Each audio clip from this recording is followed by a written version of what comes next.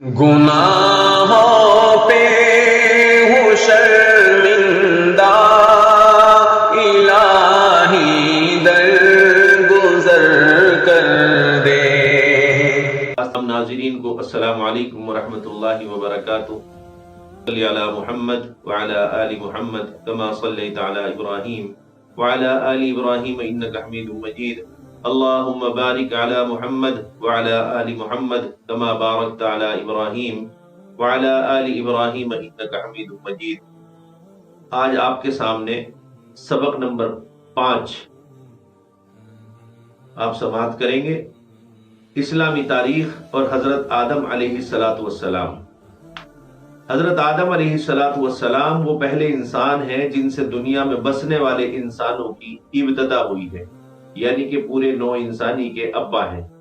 اللہ تعالیٰ نے ان کا خمیر تیار کرنے سے پہلے فرشتوں سے کہا کہ عنقریب میں مٹی سے ایک ایسی مخلوق پیدا کرنے والا ہوں جسے زمین میں ہماری خلافت کا شرف حاصل ہوگا۔ چنانچہ حضرت آدم علیہ السلام کا خمیر مٹی سے گوندھا گیا، پھر اللہ تعالیٰ نے اس میں روح پھونک دی تو اسی وقت وہ زندہ انسان بن گئے۔ ان کے سامنے فرشتوں کو سجدہ کرنے کا حکم دیا تو تمام فرشتے اللہ تعالیٰ کے حکم کی اطاعت کرتے ہوئے سجدے میں گر گئے، مگر شیطان نے اپنی بڑائی اور تکبر کی وجہ سے سجدہ کرنے سے انکار کر دیا اور کہنے لگا میں اس سے بہتر ہوں، کیونکہ آپ نے مجھے آگ سے پیدا کیا اور آدم کو مٹی سے پیدا کیا۔ اس طرح شیطان اللہ کے حکم کو نہ مان کر ہمیشہ کے لیے اللہ کی لعنت کا مستحق بن گیا، اور اسی وقت سے وہ حضرت آدم علیہ السلام اور ان کی اولاد کا دشمن بن گیا۔ آج کے سبق کا باب نمبر 2 ہے اللہ کی قدرت، زمین اور اس کی پیداوار۔ اللہ تعالیٰ نے اتنی بڑی زمین کو انسانوں کے بسنے کے لیے بنایا اور اس پر بھاری پہاڑوں کو کھڑا کر کے ہلنے سے محفوظ کر دیا، پھر اس پر پیڑ پودے، جاندار، مختلف قسم کے پھل پھول، سبزیاں اور کھانے کی چیزیں پیدا فرمائی۔ زمین پر گھر بنانے اور اس کو کھود کر پانی نکالنے کے لیے نرم بنا دیا۔ اللہ ہی نے اس زمین کو ہمارے چلنے پھرنے اور ضرورتوں کو پورا کرنے کے قابل بنایا۔ اس میں سے رنگ برنگے پھل پھول، مختلف قسم کی سبزیاں، میوے اور غلے اگائے۔ غرض کہ یہ زمین ایک ہے، لیکن اللہ تعالیٰ کی قدرت کا کرشمہ ہے کہ ایک ہی زمین سے انسانوں اور حیوانوں کی مختلف ضروریات کو اللہ رب العزت پورا کرتا ہے۔ باب نمبر 3 ایک فرض کے بارے میں، صبح کی نماز ادا کرنے پر حفاظت کا ذمہ۔ رسول اللہ صلی اللہ علیہ وسلم نے فرمایا جس نے صبح یعنی فجر کی نماز ادا کی وہ اللہ کی حفاظت میں ہے۔ کتنے خوش نصیب لوگ ہیں جو فجر کی نماز پڑھتے ہیں اور اللہ کی حفاظت میں چلے جاتے ہیں۔ یہ حدیث مسلم شریف میں موجود ہے اور حدیث نمبر 1493 ہے، اور اس کے راوی حضرت جندب بن عبداللہ رضی اللہ عنہ ہے۔ باب نمبر 4 ایک سنت کے بارے میں، پورے سر کا مسح کرنا۔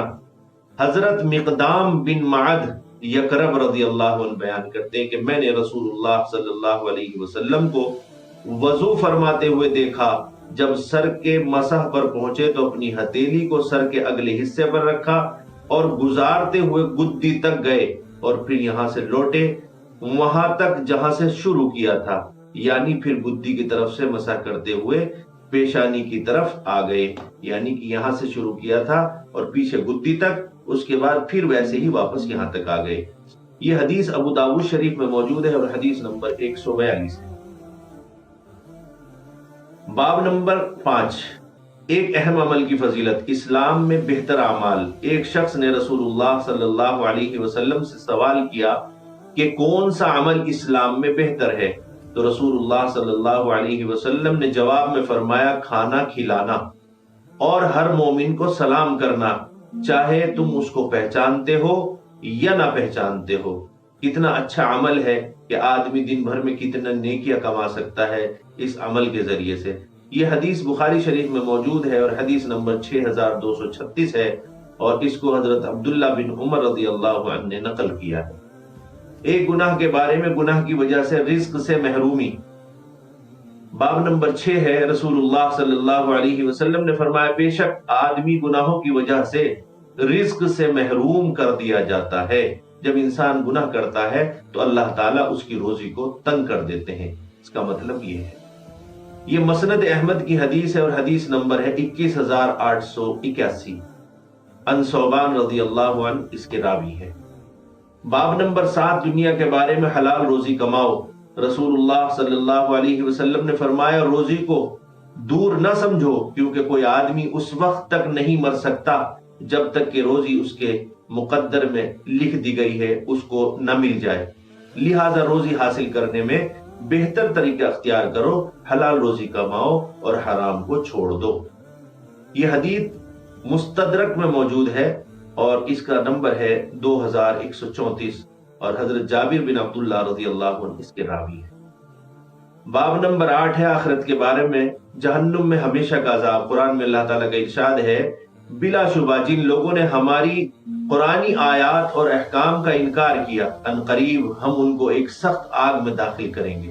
وہاں ان کی مسلسل یہ حالت ہوگی کہ جب ایک دفعہ ان کی کھال جہنم میں جھلس جائے گی تو ہم پہلی کھال کی جگہ فوراً دوسری نئی کھال پیدا کر دیں گے تاکہ یہ لوگ ہمیشہ ہمیشہ عذاب کا مزہ چکھتے رہیں. اللہ تعالیٰ تمام ایمان والوں کی حفاظت فرمائے. اور سورہ قرآن کریم کی سورہ نساء آیت نمبر 56 کا یہ ترجمہ ہے.